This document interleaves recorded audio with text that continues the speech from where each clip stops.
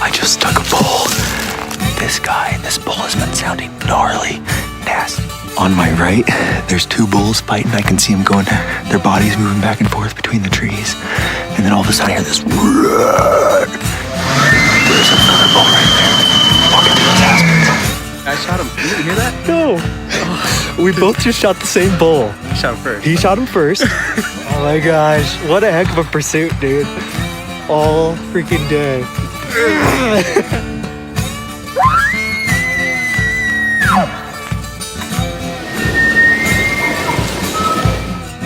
When your buddy calls you, says you got a buck down. And what does he got? A buck down. Look what I found. What a sweet coos, man. Opening day, heck yeah. Way to go, Steve.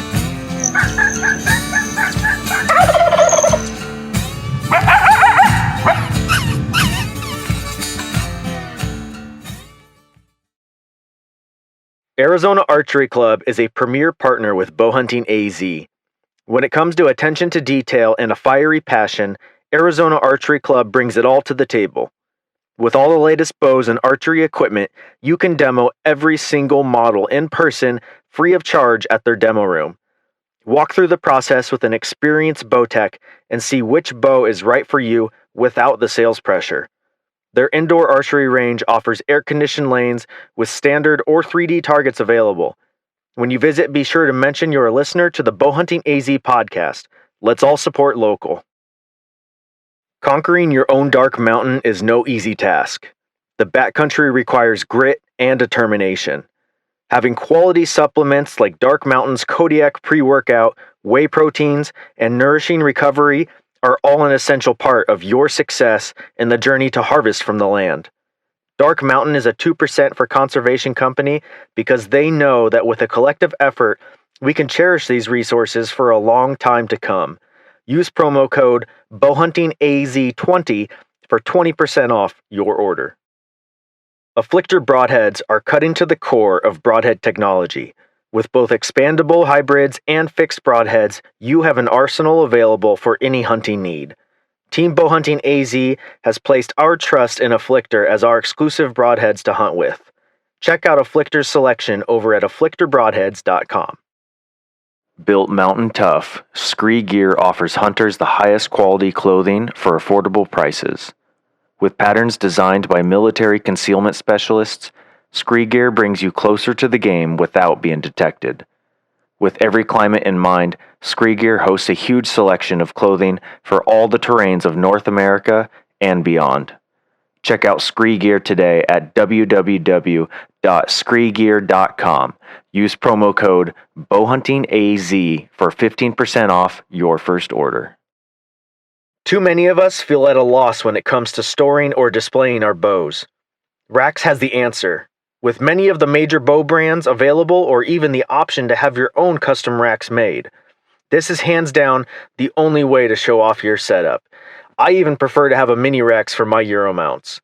Made in the US out of carbon steel, racks and mini racks secure into your wall and offer padded hooks to give your bow the perfect spot where it's out of the way but easy to access. Check out racks and use promo code PASSION15 to get 15% off your order. Visit raxinc.com. That's RAXXINC.com today. All right. Hey, everyone. Welcome to another episode of the BowhuntingAZ podcast. Today, podcast. Bowhunting, AZ. Today, we're going to be talking about gear reviews. That sucks for the people that were watching on Instagram because it cut off right before. Today, we're going to be talking about... I was having a little fun there, Instagram at the beginning of that. So if you see that Instagram, it's going to cut off right before I tell you exactly what we're talking about. Come on, man. That's pretty good. I'm going to put talking about ... and then not tell them. But on a real note, today we are talking about gear reviews. Gear. So we've changed a lot over this last year. A lot of stuff. From boots to bino harnesses to tripods to even camo. panheads to camo to stuff that I use to train to packs. Yeah. But yeah, boots, bows. Boots with the fur. Yeah, dude. Fur, down gloves looking I don't know if I want this pog or private pog. First. flow. Anything No. about pog. Shawty got low. Wow. Hey, dude. I'm gonna stop you right Hey, there. you started up. You can't let it. You can't just stop the diesel train. You know what I mean? The diesel chain. Oh, bows. I just said that. We Bows. changed bows. Where were you at? I was trying to figure out which cider core I wanted. Well, I ended up picking up a new pair of binos. You want to start with binos? No, it don't matter to me. Whatever. Sure. Okay. Anyways. Start with your binos. Yeah, dude. You started my knockers. Your knockers. You started off with what? And I still have them. You but have tens. yeah, I still have them. I have the Vortex Razor 1042s. Okay. And Then you went to stepped up, dude. Yeah. Oh well. No. Then I bought some other ones. Intermediate. Yeah, I ended up buying because Vortex came out with another pair of binoculars. I think they just came out with them this year too. The new, they're called Vulture HDs. The 15s. They're 15s. They're 15 by 56. Yep. They used to be Kaibabs, I think was the line that used to be for them. I don't know. I'm not for sure, but I might be just talking out my head here. But so anyways, yeah, I bought those in light of bear season earlier this year, in springtime. So I was like, I We need. were really trying to reach out far for bear and stuff. And I was like, I need to get a good pair of binos for bears. Blah blah blah. Anyways, at the time, they were cost efficient, and I was like, that sounds pretty good. And they're not, you know what? They're not bad. I won't knock them, but You won't knock the knockers. I won't knock them that bad. They are decent, but they're very finicky. Okay. If you're looking at getting these vultures, they are finicky, and it just, quite honestly, if you're looking at buying a pair of 15s, just save another $200-300 and Buy once, cry once. yeah. I mean, just Get the swirls. Well, yeah. Obviously, I mean that you're saving more than $200-300. But Yeah. and that's what I ended up going with was the Swaro 1556, and I mean I'm just elaborate. I mean I'm happy with them as all get out. So and like I said, buy once, cry once. Yep.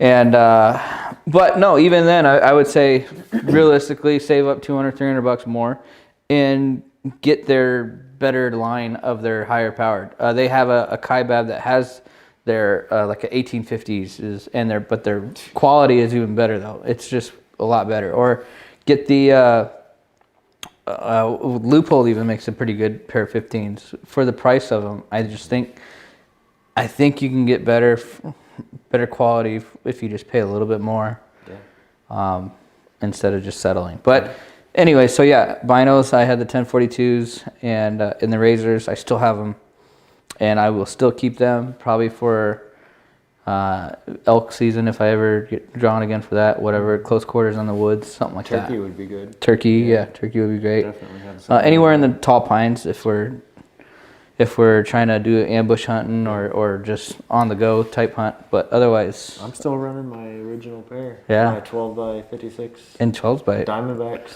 12 by 50s. 12 by 50 something, 52, whatever. I think they're just 12 by 50s. I gotta look. Yeah, 12 by 50. The Diamondbacks for what, $250? But those are a solid, just all around good power. Yeah. I do rent the Swaros from time to time through Open Country Optics. And just whenever I just feel like having something better. And yeah, there's a big difference for sure. yeah. Don't get me wrong. There's a huge difference. Yeah. But I haven't made the leap yet and bought a pair of Swaros. So Yeah, for me it's I'll get just there one day, it's for sure. it's an investment, and yeah. I'm never gonna have to buy those 15s again. No. So that was like the spotting scope. I wanted a spotting scope previously, and Yeah, you do have a spice. I bought that, and now I don't ever have to worry about getting a spotting scope again. So I've got the Swarovski ATS. It's the 2060 by 85, and Shooting it out now. You got that 115 though, man. What are you gonna do? oh wow, yeah. If you want to carry around freaking 10 pounds of binocular or 10 pounds of optics Yeah. in a backpack. That's crazy. Yeah, you think they would figure out how to not only make them bigger, but make them lighter. Right. Well, I mean, and I'm sure they're doing Can't it. they do like a But carbon who's fiber gonna- casing or something? Like, I was thinking of that, but I think a lot of it is when you get in heavier power, and like I said, I might not know it correctly, but I think a lot of it is, especially when you get in heavier powered binoculars, stability is the biggest key. So like these 15s are actually pretty heavy. yeah. They're not bulky. I mean, they feel really, really comfortable, but they are a heavier binocular, you get a pair of 15s and you set it on your tripod, it is phenomenal. But if you're moving that, that tripod and just bumping it, or if you're just having your arm on it, you're shaky or whatever, even sometimes I was noticing if it's really windy out and it's just pushing on that tripod or bino, so you feel it and you see it. Right. It gets shaky, so Yeah, absolutely. it's one thing I was just curious. Maybe they haven't gotten lighter because maybe they want the stability in the focus. But I don't know. Either way. But yeah. So speaking of the binos, both of us ended up running new packs or harness packs. Harnesses, yeah. So when I bought my first pair of binos, especially these Diamondbacks here, I walked across the aisle and bought the Vortex, bino harness that everybody has, the brown one with the mesh and stuff. I think I even seen it somewhere over Oh there. yeah, it's over there. And I think I saved it. I'm weird. I hold on to everything just as a backup, just in case. No, Like yeah, if that's this good. marsupial one breaks, like I'd rather have something than nothing. I'm sure you would just go buy another marsupial. Yeah, I probably would. But yes, I So feel the same. We're all running these we're both running these marsupials now. I've got the newer version. You have the newer version too. On my 10s, yeah. Yeah, the fully enclosed. For Let's your show 'em. 15s, you've got the older one. For those of you that are watching the video podcast, you can see it here, but it's fully enclosed, which made a big difference for us in our bear hunt because we were running quads for our early spring that's bear true. hunt, and we had so much dust. A lot of dust, yeah. Dude, I had a lot of dirt on my scope, on your rifle. on my rifle. And your But my rifle was binos even were your good. rifle. What's crazy is your rifle was even wrapped Yeah. in like a little, I don't know what they call it, but like a little. I don't know. I don't want to. Schmuck. I was gonna say I don't want to sound kind of demographically Sure, racist, yeah, but like a little Middle Eastern- almost like a little turban type Yeah. cloth or whatever. Anyways, go. but yeah, we wrapped it in there, and we use those for. They actually work great. As for just a sun glare or a sunshade when you're glassing, Yeah. and just drape it over your head and over the binos. But we wrapped your rifle in it, and it still got just covered with dirt. Yeah. And that just goes to show how much dust was on the roads when we were riding these quads. And your binos were fine. We're perfect. Yeah. So the new marsupial gear is 100% the way to go. Number one, they're made here in Arizona. So right. 2, they're made in the USA. 3, Jim, the owner, is a freaking phenomenal dude. Yeah, very nice guy. Very down to earth guy, and so I recommend marsupial, not just because of that, but then on top of it goes all the quality and everything. Yeah. I think So everything it's really modular. The way he's going about it is modular. He's constantly releasing more and more attachments. So when I first got this, it was just the harness. And then I added the rangefinder attachment here on the side. Right. And the rangefinder attachment also has this, what do I want to call this? just a tether. Like a tether. Yeah. And this tether is awesome because if I pull my rangefinder out and range an animal and say the animal moves all of a sudden and I need to hurry up and draw my bow, I can literally just drop my rangefinder and it goes boing, boing, and just hangs there perfectly by my side. Right. And I never have to worry about dropping, an expensive rangefinder. Yeah, that's cool. Same thing for the binos. The binos, mine aren't because I don't like it. Yeah, but but- they have the option to be tethered into your So like right harness. here, they have a tether that comes in off your actual main straps, and then tether into all your binos are going to have these, but these little loops Yep. on the side of your. And that still has buckles too. You can unbuckle it if you want to hand your Yeah, binos to so your partner. Or exactly. something. Or if you're on a tripod, sometimes you get in on a them off. tripod, you just unclip them real quick, and now you've got full range of motion. So, Yep. But the idea is if you bend over and your harness is open for whatever reason, your binos fall out, they're still protected by these clips Right. that are still holding it to the harness. right. I mean, I could even show you a little bit, but yeah. I don't have it. A couple of our buddies in Texas run them, but the radio pouches. If you've got like a Garmin or say you're running a walkie-talkie system or something, you on the opposite side where the rangefinder isn't, you can put a radio pouch Right. there as well. Really cool fact is I actually do have that pouch, but I ended up using it for a turkey call, box call, That's right, you do. and it fits perfect. yeah, Perfect. So, turkey box call holder thingy too. but yeah, so that was really cool. He just came out with this. For those listening, it's a holster attachment on the bottom. So on the bottom of the bino harness, there's 3 molly webbings on the bottom, and you can interweave this holster attachment. I always carry a sidearm with me no matter where I'm at. I run a Smith & Wesson 45 M&P. And for those watching video, you can see it. It fits in perfectly in here in the bottom. There we go. Fits in perfectly. And it's adjustable. it's adjustable. He does have a larger one too if you've got a larger, say a revolver, probably like a 357 or something, I think. 44 mag, 3 so whatever. 44 mag, yeah. But this way it's hanging from your chest. I hate having weight on my hip when I hike. I can't stand it. To have it on my belt, it drives me insane. Even on my pack belt, I just don't like it. See, I don't mind it, but Okay. the big thing for me with my holster is my holster's plastic, and so anytime I take my pack off, It's loud. it's super loud when I like, especially when this deer hunt that we just had. Just trying to pull my pack off. When you sneak into this spot, right? You're getting into this spot, you're just creeping it very, very quietly. Next thing you know, you're just taking your back. You're trying to like just slowly set it down, and you're just hip belt. Because every time your hip belt's gonna always just open up, and my pistol in this super loud plastic or whatever Kydex holster, hitting these rocks, and it's like, oh, geez. So that is really cool because it's always right there. It's almost just very tactical too. You see all these guys that are military, whatever, they always usually have a sidearm right here. It's just easy, accessible. Yep.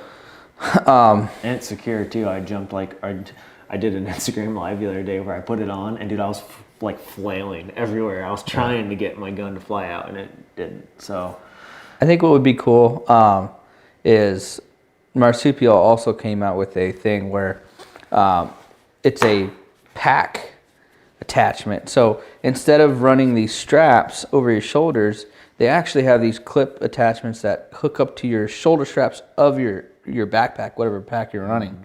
Whether it's Stone Glacier, Kafaru, whatever, anyone, EXO, all that. It's kind of universal where these connectors will go onto those straps, and then your bino harness, instead of running them on these straps, now becomes part of your pack. Now it's all on your pack, yeah. And so what I think would be cool with that is the biggest thing, what they ended up doing this for, is because now you don't have all this weight on this other strap. Now it's actually a part of your pack, and it feels a lot more comfortable. It is a little bit more of a pain if you're day hiking or whatever and you're taking your pack off constantly. Yeah. But if you're hiking up a big mountainside or something and trying to get to a base camp or whatever, it probably makes it a lot easier. But that would help in a sense of now your weight of your holster and your gun is on this too, and now you're losing all your extra weight on your hips, like you're saying. So I think that'd be really cool. Great idea, but so that attachment is for a molly webbing on the bottom of that holster. That is only for his new enclosed models. So the old original models do not have the molly webbing on the bottom. So I don't know, maybe you could end up maybe stitching something on if you wanted to or whatever, but if you wanted to try and run that route, but still, it's a cool idea. It's really cool. I'm digging it. Yeah. I'll jump in real quick. I'll do so I have the Mach 1, the PSE Mach 1. I freaking love that bow. I love that bow. I smoked an Axis buck out in Texas with it.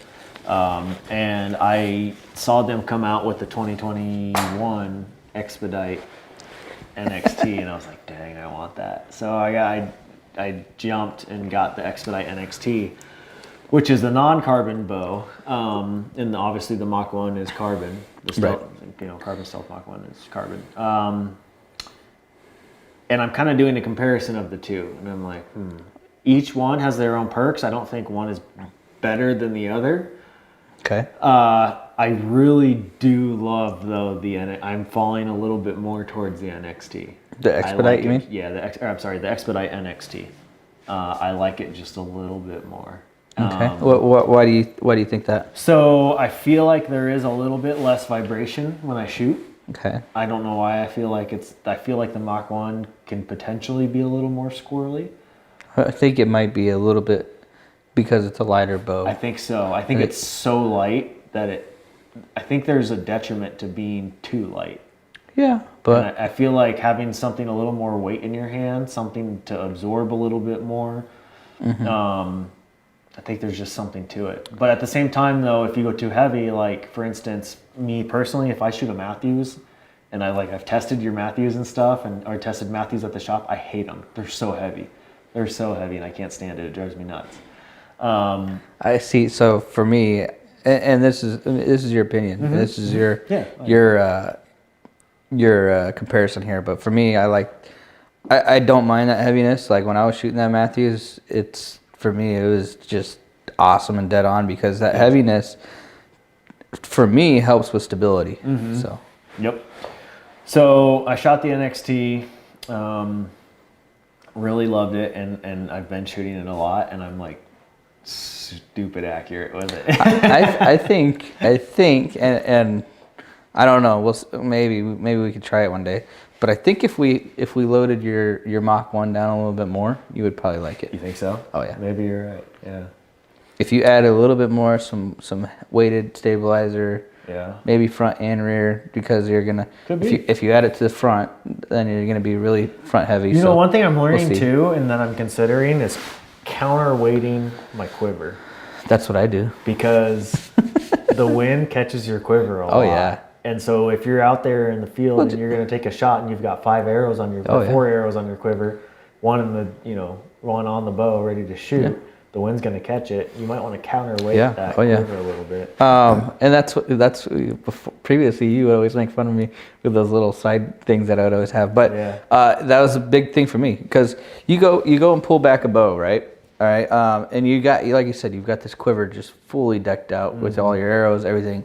Some of these, like for me, I'm running a Garmin, but even on my bow previously, I had a Spot Hogfather, and they're heavy sights. I mean, some of these black and golds or CBEs, they're pretty light. They're really light. Yeah. But Hogfather, or the Spot Hogs, the Garmin, they're super heavy sights. So you've got all this weight, and a lot of it's still on your right side still, but a lot, or for me, because I'm a right-hand shooter, but on the right hand and a little bit forward. And I've got my tight spot with all these 4 or 5, whatever, arrows on it. And so it adds up. And yes, I think tight spots are cool because they can offset a little bit on the back because they are adjustable. Yeah. But you pull that bow back and just pull that bow back, and you'll see as soon as you pull it back, for me, my bow kind of tweaks a little bit. It always kind of like, all right. And I'm always looking at my bubble, and so I'm always turning my wrist.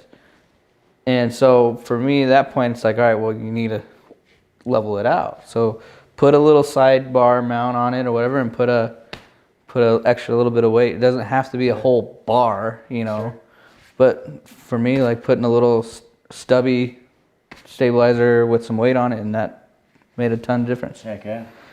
So. Well, whatever it is, the Expedite NXT, I'm freaking loving it. Yeah. And I'm a big fan. I'm gonna take it out tomorrow and shoot that 3D tournament. I think your wife's gonna show us up. Maybe, dude. She shoots good, and then she got that. We'll jump in the. Hey, nice way to pay the next thing.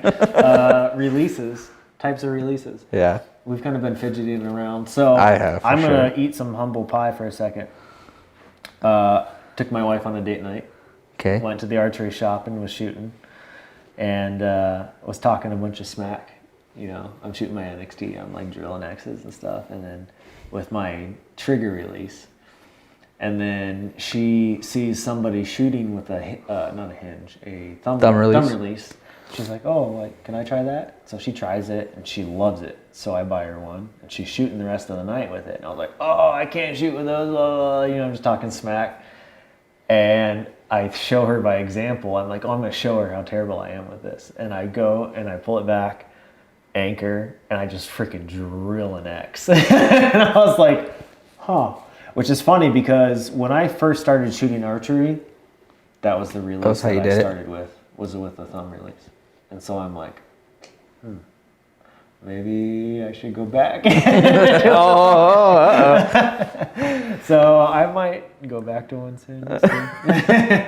I like it. I was with the index release for a long time, and it's funny because I was with this index release and I ended up buying that Spot Hog, the Cam Haynes one, and all this, you know, and we both have shot the Spot Hog trigger release, the index release. Yeah. Which what I will say that is really good about the Spot Hog, I started off with a True Fire. Okay. And you had to really pull that thing. Right. So I'll compare it also to like my 308 AR-10, which had a 7.5 pound trigger. Right. And then now I shoot a Bergara rifle with a 2.5 pound trigger. Right. Having a hairpin trigger makes a huge difference of you not pulling your shot. Yeah. Big time. You want your shot. They say, I've heard a lot of people say you want it to kind of catch you by surprise, but you don't want it to surprise you. But you want it to be a lot easier to trigger the release to go off. Well, and not be, you don't want to be pulling your release away from your bow necessarily, like ripping it off, because that's going to affect your shot. But you want it to be easier to set off your release. I think in an accurate fashion. I do agree with the whole thing of a surprise shot, and it's like you say, it's not always being like, holy crap, I didn't mean it to go off, because every time you got your finger on a trigger or your thumb on a release, you're indicating that you're ready for a shot, right? But the whole point of this whole surprise shot is you're not anticipating it and you're not just punching a shot. Yeah. Which I did that a lot. And so these thumb releases are really cool because you can end up doing them almost like a hinge, or you can do them almost like a pressure, back pressure. There's a lot of different ways you can do it. And there's a lot of different ways you can successfully achieve your surprise shot. So a lot of them, like with the release that your wife's got, it's I believe it's a 3-finger release. Yep. So what you can end up doing is, if you're watching the video, but you can kind of wrap your thumb around that button, right? And you've got these 3 fingers on it. Now what you can do is you've got this thumb around it when you're ready to shoot, right? You've got your thumb around it, you're at full draw. Now you can kind of slowly pull your middle finger and your ring finger back with your thumb still staying on that button, and it'll release. Set it off, yeah. And so it's a lot harder for some reason in your head to jerk or just punch a trigger when you're doing it that way. Right. Yes, you can always, punch a thumb just by boom, boom, boom, but there's a ton of different ways you can achieve a successful surprise shot. And I think that's what the big thing of when they say a surprise shot is a clean break, Yeah, exactly. I wouldn't be surprised if I ended up going back to one. I like it. I like it because it definitely gives me, in my head, and that's a lot of it is all mental, but just more control. Yeah. So. Yep. Boy, what do you want to hit next? What do you hit? How about rifles? You were just talking about rifles. Sure. Yeah. Okay. So we both upgraded rifles. Yeah. When I started, I bought my first rifle, which was an AR-10 308. I originally bought as like a defense, maybe. Yeah. All around. all American like defense. Every American owns an AR, like, you know. And then you're like, "Ooh, if I get an AR, I better get a 308." Yeah. Oh yeah. Heck yeah. If I like ridiculously oversized calibers. So I'm like, well, if I'm gonna buy an AR, like, screw your 5.56, I'm gonna buy a 308. So I did that. I shot a deer with it, which was great and all that and stuff. And but I wanted a dedicated hunting rifle. I wanted something that I could like reach out with. And an AR-10 you can shoot with, but it only had a 19-inch barrel. Right. Yeah. I mean, an AR platform.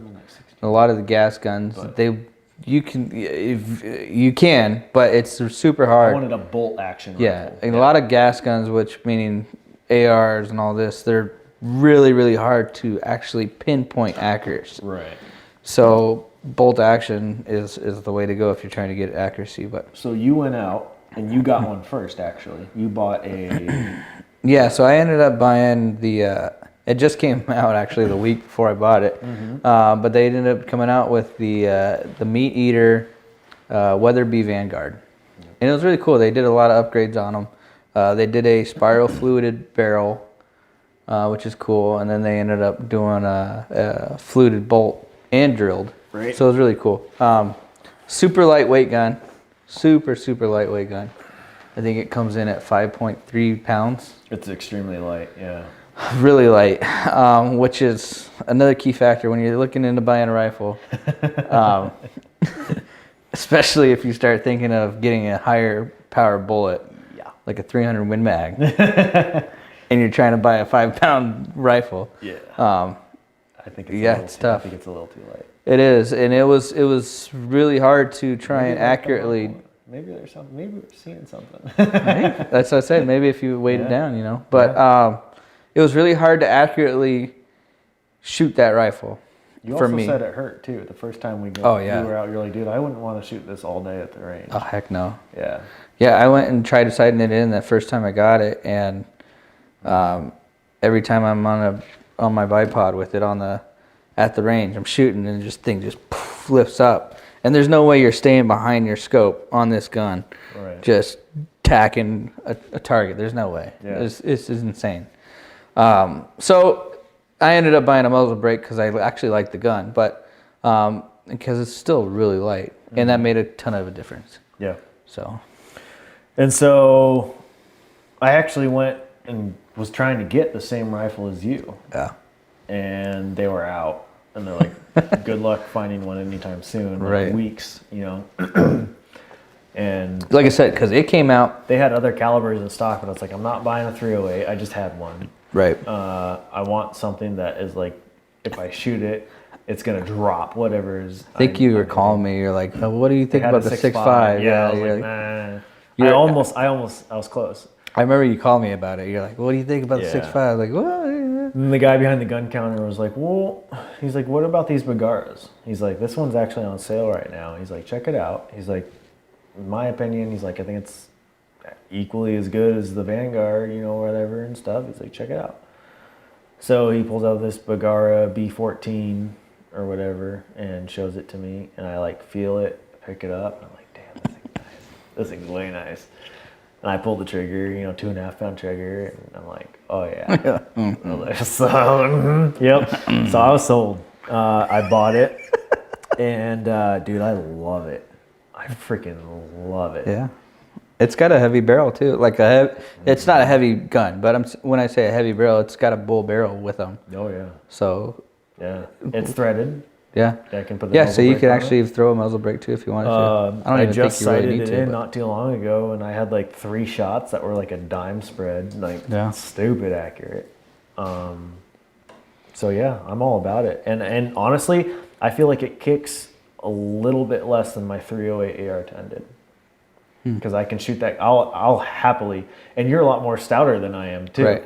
I'll happily shoot that gun all day at the range. I don't think I would have a problem shooting your rifle without a muzzle brake. Yeah, I don't think I'd have a problem shooting. So whatever they've done for that is just. I think it's just great. Bergara is super proud of their barrels, and they make great barrels. But I think it's a lot of it's to do with that bull barrel that they put on. It could be, yeah, absolutely. Whatever it is, just the unison of it is just awesome. But yeah, shoots good.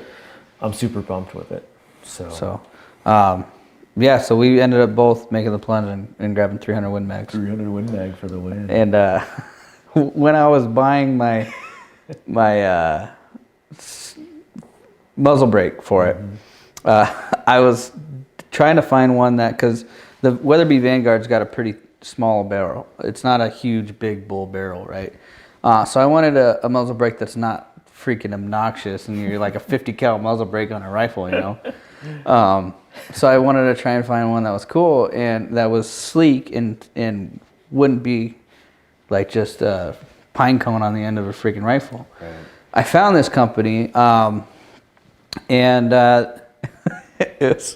was funny because I watched a video on YouTube, and this guy starts off by saying, he's like, if you're like me, you want it all. He's like, you want a rifle that's got a caliber so big that if you shoot a bovine in the foot, it'll flip up, do a backflip, and turn into premium cuts right then and there. It's like, oh yeah, that's kind of like me, you know, yeah, all right. 300 Win Mag, you know, and he's like, but you also want it to be really light and less recoil, you know? Yep. He's like, well, that's when we come into play, you know? And so it was the APA is what it was. My buddy said we should contact that guy. don't say anything more than that, but you know what I'm talking about. He's like, you should contact him. Yeah, send him something. Like it came true. Yeah. So. But anyways, yeah, so I ended up going with that and made it just a ton of difference. So I just thought it was funny. I was like, huh, okay, yeah. And he does actually a test where I'm a huge fan of 300 Win Mag now. oh yeah, big time. well, super high velocity. And we're very shooting flat different- rounds. We're shooting different grains too. Yeah, I'm shooting 150. I'm shooting 180. Yeah. Well, and like growing up, I still have my grandpa's old 30 aught 6. 30-06, man. You know, Remington 700 if you- ADL 30 aught 6. If you told me I had to choose like a caliber to describe every American hunter, I would absolutely say 30-06. 30 aught 6. Absolutely. Yeah, either that or 308, but yeah, 30 aught Yeah, I'd 6. still say 30-06. I can even recall conversations with my papa back in Indiana. Well, talking back in the day, 30 aught 6 was 30-06. the round. Yeah, exactly, and it's still Yeah. tried and true to this day. Like, Oh yeah. 30-06, man. So, So yeah, I still have my grandpa's 30 aught 6, and growing up, that's what me and my dad used when we were elk hunting. It was a 30 aught 6. Yep. And it was a 150 grain bullet, and it worked. Yeah. So I was like, well, you know what? 300 Win Mag was going to have even more velocity, a flatter bullet, and 150 grain. It's still on a 30 caliber bullet. It's just, Yeah. I So- roll my eyes every time I see a caliber war comment going on going on Facebook. Like, yeah, it is what it is. That's like Hoyt and PSC, you know? Hoyt's Yeah. better, but it well, I is mean, what that's it like draw poundage too. Like, is. Yeah, that's true too. a 45-pound bow is still going to kill a deer. It's where we put it, yeah. Or 80 pounds. It don't matter. Like, it's still going to kill it. Right. So, I just like a little overkill, but yeah. I did too. Oh, no, I did too. I would like to ensure I know like my this. buddy's 500 Smith & Wesson with 700 grain rounds, but, you know. So, yep. So yeah, we upgraded those rifles. Well, let's go into scopes. I like my Crossfire, my Vortex Crossfire 2. I had that on my AR-10, and I put that on my Bagara. I Yeah, stayed you with did. that, just like I stayed with my binos too. I haven't switched up my scopes. I will eventually upgrade my scope for sure. Yeah. I still have a lot of growth to do in the shooting, the rifle shooting realm. Yeah. Obviously, I'm a bow hunter, so I'll get there eventually. But you have a Vortex Viper. I have a Vortex Viper scope. If you're listening to the other podcasts earlier or later, I don't know, whenever. Yeah, I'm not sure what order I'll release it in. But if you listen to the Bear podcast, you'll see what he thinks about his Vortex. Yeah, it is a great scope. It does its purpose. It is a little bit more of an expensive scope because the quality of the glass is good. I think it was like $700 for scope. It does have a phenomenal picture. It is. It's really good. Big time. And it reaches out great. It has great magnification. But I will say the biggest thing that I don't like about it is your elevation and your windage turrets are not locked in. And it's supposed to be for quick adjustment on your MOA for long distance shots. But just for me, for me here in Arizona, when we're hunting, we're going through gnarly stuff, and I found out in the hard case of your turds get knocked around, and you got to make sure either you're rechecking them every time you shoot, and sometimes you might not be able to because you got a shot that's right then and there. Right. And so sometimes it is nice to have those locking caps, but otherwise it is a great scope. I do like it. I don't know if I'll stay with it or not. I don't know. I was looking at Vortex came out with a new one. I think it was the Strike Eagle 625 by 50, so I might end up looking at that, but we'll see. Yeah, man. But yeah, what else we got here? Yeah, so you got your Mach 1 and you ended up buying the Expedite. I had the Triax last year. I don't know what I'm going to hunt with. In January? I'll probably hunt with the Expedite. Yeah? Yeah, I think so. Huh. We'll see. Okay. I might alternate weekends. We'll see. Oh, God. What is it, split custody now? Yeah. So, but yeah, you ended up getting that. I had a Triax last year, and I still have that, but I ended up getting the RX4 this year. Yep. And I got the Oryx with it, and that's it so far. But yeah, so I'm super happy with it. I like it a lot. I like it. Boots. We changed up boots. Yeah, I'm wearing Ariats right now. Yeah. I'm an Ariat fan for sure. Got mine are in there somewhere. No, but hunting boots. We are actually. So you started off with what? Scarpas. Okay. And then you had Crispies at one point, didn't you? No, it was just Scarpas. Oh, well, I started off with Under Armour. They were a cheap pair of Under Armour boots that I got from, I think, Ross. Right. And they're like $30-$40. Yep. And it was good. They're lightweight. They worked. It was definitely great to invest in a good pair of boots. Yeah. Pair of boots is going to get you far. Pun intended. Yeah. Pun intended. Like my elk hunt, that was the time when we truly put miles on our feet. Yeah. And I literally, and you remember, I had blisters on my feet. Yeah. And we ended up putting tape on it or whatever to try and help. Yeah. But there's a little hack for you guys. Carry some duct tape with you. If you get a blister or a hot spot, put duct tape on it and it'll cure it. But those Under Armour boots, they're light and they're good, but they just blistered me up like crazy. Yeah. And so a friend of mine told me about Scarpas, and I ended up buying a pair of Scarpas, and they were phenomenal. I mean, we've been hiking ever since, and I never had blisters or anything, and they were great. But yeah, so what do we got here now? So I was running the Solomon, GTX 4D? I think they're GTX, yeah. And I really liked them. Yeah. Really liked them. A lot. I still like them. I'm a big fan of those. I'm still a fan of the Scarpas. They have a very, very flexible sole. I can kneel down if I'm like kneeling to take a shot or something. My foot will bend and will crease right there at the inner arch. Yeah. My shoe will flex with my foot. But I've since learned after switching boots that not all boots flex. Oh yeah. These have a very, very stiff sole, and we are actually we're both running Hoffman boots. So Hoffman is like the premier for contractors and linemen. Linemen, yeah, specifically linemen. But yeah, contractors, linemen, steel toe boots, like they are the go-to boot for those industries. But they are now making hunting boots, and damn, they're good. So you're running 8 inches. I'm running a 6-inch boot. Yep. I have the Summits, and you have, what's the name of yours? Explorers.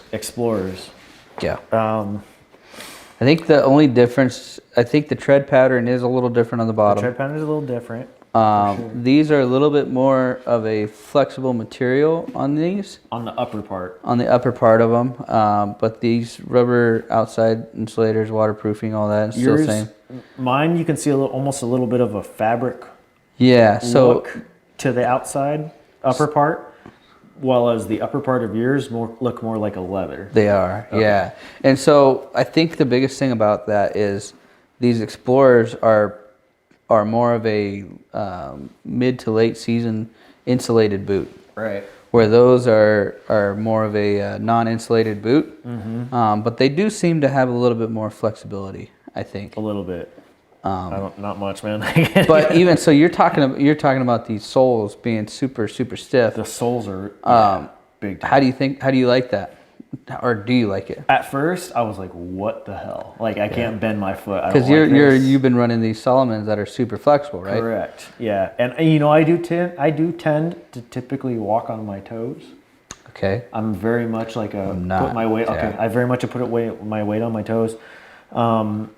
When I'm climbing a mountain, it felt weird that I couldn't quite bend my foot. It felt like I was walking on like ply boards sticking out of the mountain, and so to have a stiff sole was weird. But now I appreciate it. Oh yeah. Because now I can still gain leverage off of a non-bendable. So if the majority of my toe is planted into the mountainside, boom, the rest of my foot can move along with it. Yeah. I've found out. It's like having picks on your boots. You know what I mean? Yeah. Which is really, really cool. Quite honestly, once I've worn these Hoffmans even more and more, they were really stiff at first. Yeah. They were even a little bit more stiff than my Scarpas, but I've worn them more and more and more. They actually have, to me, their sole is getting a little bit more flexible than what even the Scarpas are for me. And so Scarpas, I had their GTX Revolutions, I think is what they were. And they were super lightweight boot, just like this. I mean, when I ended up grabbing these, I was like, this looks like just like almost like an identical type boot as these Scarpas. Yeah. And so, but the sole, I do like having that because I was used to that super stiff sole. Okay. Which for me, it helped tremendously trying to get out of a hillside or climbing up a little ridge or whatever. Like you said, you just dig your toe in and literally you just climb up. Yep. So I like that a lot. It is a little bit more harder on your foot if you are walking flat grounds. It's not as comfortable. I could see that. Yeah. But I haven't noticed. You know what's weird though is, and the one thing I really bought into my Solomons for was the comfortability. right. So, like we said, we banged out over 100 and something miles on our elk Yeah, hunt. that was a lot. And dude, my feet were not sore whatsoever. See, that felt great. That was why when you had your boots, and I was like, I need to invest in a good pair of boots. Yeah. And so I was looking at them all. I was looking at the whole Crispies and all that stuff. But honestly, I still feel the same about these. I have never gone home a Yeah, day and my I feet haven't. have not been sore. No, I haven't. And actually, these Hoffmans, They do it, yeah. yeah, they have a built-in insole in there too. So, Yep. So they come with their built-in sole Yep. right here already in it. So There it is. Oop, there it is. looks like it's weaved pattern and everything. Yeah. I don't know, but yeah, they're comfortable. They're super comfortable. So I'm running the Summits. So if you go check out Hoffman, hit their hunting section and check out the Summits. These things are awesome. I think this is a good Arizona boot. I think the Explorer might be a good Northern Arizona late season boot. Yeah. But for a good all year season boot, definitely check out the Summit. I run the 6-inch. If you like a little bit higher boot, you can check out. I don't know if they have an 8-inch in the Summit or not. Yeah, they do. Okay. I How do actually, you like the 8-inch? Yeah. I do. I have a really high tendency of rolling my ankles. You do. And so I always hike with the ankle brace on. I have not hiked with an ankle brace on with those 8-inch because it does actually help a lot. So I've almost had near ankle rolls with these, and I've noticed it catches a lot. yeah, So to where it's like I could feel the boot stop it, yeah, which has been great. yeah. 'Cause, yeah, No, I've been pleased with them. I like them a lot. I don't want to be out there with an ankle roll. That's not good. No pain, no little Yeah, it definitely sucks. I rolled mine pretty bad in January, and pain over time. it hurt pretty bad. You were limping for a little while. You really. Oh, were. well, yeah, I was limping for a little while. Yeah. That was tough. But I mean, the hunt goes on, and so it is what it is. And so We ended up still hunting. Like I remember that day, the next day. We did hike a little slower. We were hiking slower, but we ended up finding those deer. And like, we gotta go. We gotta make a move. We gotta go. I was like, dude, just go, man, because I'll get there, but I'm gonna take a while. And I think it was the last day of the hunt. So like 2 or 3 days later. 2 or 3 days later. Last day of us hunting together. Right, the last day of that hunt, my ankle was feeling a little bit better, but it still hurt like crazy. But we were like, all right, it's the last hour. We've got to get to this point because we knew where they were going. We're like, we got to get there before it gets dark and before they get to that point. So I remember trying to literally try to kind of jog over there, and I'm over there like limping this leg, and it twists my other leg. Like, oh my gosh! So I'm like over there just hopping along. I can only imagine if somebody was videotaping us there and was like, look at this guy right here, dude. Right. But yeah, so it sucks. It really, really does suck if you got an ankle roll or whatever. But for me, I think those 8-inch definitely help. Heck yeah. So sweet. But yeah. Other than that, what do you think of your this thing behind us? Yeah. So for those watching the video, you can see what I'm lifting up right here. Looks like a tack vest. For those listening, it looks like a tack vest. What was the comment you made the other day? What? You made a comment the other day about, I don't want to say necessarily being in shape, but it was like, you said something about like it didn't seem like it made a difference, like the mountain or something. Like I can't believe you carried that out so easily or something. I don't know. You said something. Well, I don't. It was a very light comment, but we were packing out quarters. Is that what you're talking about? Yeah. We're packing out quarters on our recent hunt, and we ended up saving the whole spinal cage and rib cage and everything because we wanted to try and get all the meat out of it we could, right? For deer, yeah. For this deer, and because we could. It's a Coues deer, you can end up taking it. Yeah. But that being said, you've got all this extra weight because you got the bones of the spine, you got the rib cage, you got the neck, you got all this extra pelvis, weight. Yeah. So, and there's still meat on the neck. There's still meat. The back straps are still on it. I mean, everything. Carry out everything but the guts, pretty much. Everything but the guts and the hide, and that was it. And the shank or the end of the legs, but the hooves. But yeah, so I ended up carrying, I think, the rear quarters, and then you ended up having the front quarters and that cage, and then I had the head on it and everything else. But for me, even I was like, my pack was probably like a good, I would say 60 pounds. Yeah. And we were hiking out of there, and we were coming out of a good little draw. I mean, nothing compared to what it could have been. Right. But I was winded, definitely tired by the end of the time I got back to the Jeep, and you were ahead of me the whole time. And finally get back to the Jeep, and I'm like, dude, I go and grab your bag because I set mine down. Took a breath, finally got relaxed and put my bag in the Jeep, and I went to go grab yours. I was like, dude, how did you get that here? I was like, how the heck did you do that? Yeah, this is it. I attribute it, honestly, I really do attribute it to this. My wife and I have a pact.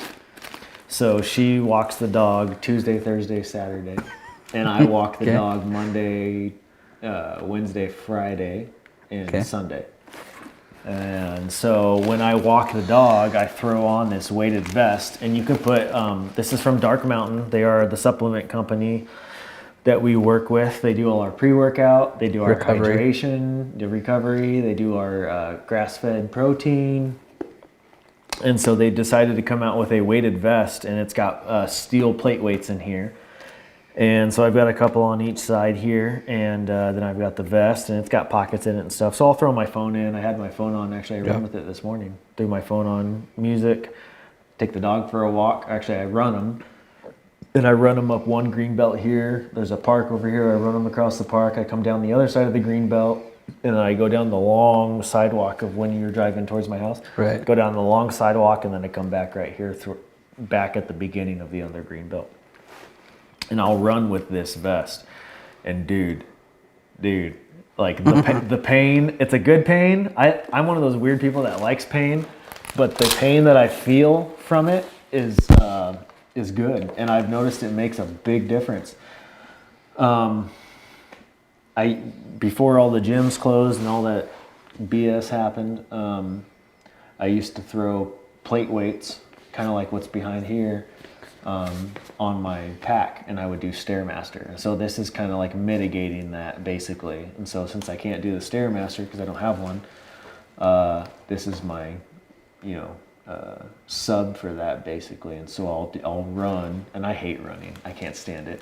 Even a light jog with this is a game changer. Right. I live out in Surprise. There's a 250 something flight staircase called Victory at Verrado. I want to go do that with this. I've never heard of that. Just to see what it's like. It's a huge staircase. It goes up in the white tanks and then comes back down. Yeah, and so I want to go do that. Pretty good. Yeah, oh yeah. Or throw some plate. We can. I was thinking, what about take some maybe plate weights, throw them on the back. maybe the backpacks? Yeah. We should go do that for kicks. But yeah, so just doing an altered training, basically. All this to say, do an altered training. It makes a difference, definitely. And you're going to notice it. Now's the time to be doing it. We're, November 13th. Friday 13th. Oh, that's right. Ooh. Yeah, it's scary. It's scary. In 2020. So it's Friday the 13th on 2020.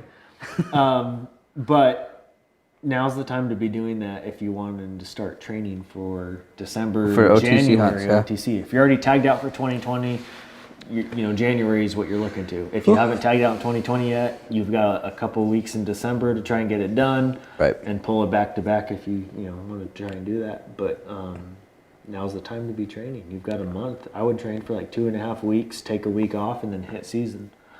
Yeah, it's time. So yeah, any sort of weighted training like this, especially if you can get a good weighted vest. Dark Mountains, they donate everything to conservation. Oh, not everything. I'm sorry. They donate to They're nonprofit. Yeah. They donate to conservation. What's that thing? 2% for conservation. I think it's 2%. Yeah. 2% for conservation company. Great guys out of Montana. Andrew and Christian are freaking awesome. Yeah. It is literally a supplement company for hunters by hunters. So yeah, I can't recommend it more. Just get a weighted vest and try it out. If you want to come try mine, come try mine. I'll meet you somewhere. We can go for a ruck. Yeah. Do some sort of altered cardio or training to see results in the field is what I'm trying to say. Yep. I like a weighted vest. Yeah. Or running weight in your pack. Yep. Fill your pack up with everything and then add some extra to it. Yeah. I've noticed that before too. Is like I used to hike with a 45 and a 25 on the Stairmaster at the gym, but in reality, I'm probably only doing like 40. But when I would get out to the field, I'd be like, "Oh, dude, this is so light," and it's because I was carrying extra weight in the gym. And I'd get out, and I felt like I could. Right. Well, you think about what's in your pack. I mean, usually the most of whatever's in your pack is water. Yeah. But I'm saying probably the weight that you ever carry in a pack is maybe 15 pounds when you're hiking. Yeah. So load up your pack. Load up, if you got a spine scope, put a spine scope in there. Put your tripod, throw in an extra pair of boots, whatever. Load it up. And gyms will let you. Yeah. I took them into. Well, even that, if you're Planet Fitness, even just go walk with it or something. Gyms, walk with it, anything, just to try it. But for me, I have a canal that's close to me, and so there's a canal that I can end up going in and go up and down the canal for a while and just back and forth. That would work. But and there's canals all over in the state. But do that, and then maybe add a 20-pound plate or 20-pound dumbbell. Yeah. And that'll be plenty enough. Just add something extra. Plenty enough to where it just gets you actually in shape a little bit more and ready for it. But so I think that's about it, brother. I think that is it. So. All right, guys. Thanks for listening. We'll catch you in the next episode. Thank you so much for listening to the BowhuntingAZ podcast. Please be sure to subscribe to the podcast, smash those 5 stars on iTunes, and leave a little review at the bottom. It'll really help us out. For our short films, go subscribe over on YouTube. Just search BowhuntingAZ. Don't forget to follow us on Instagram and Facebook at BowhuntingAZ. Good luck to everyone this season. We'll catch you in the next episode.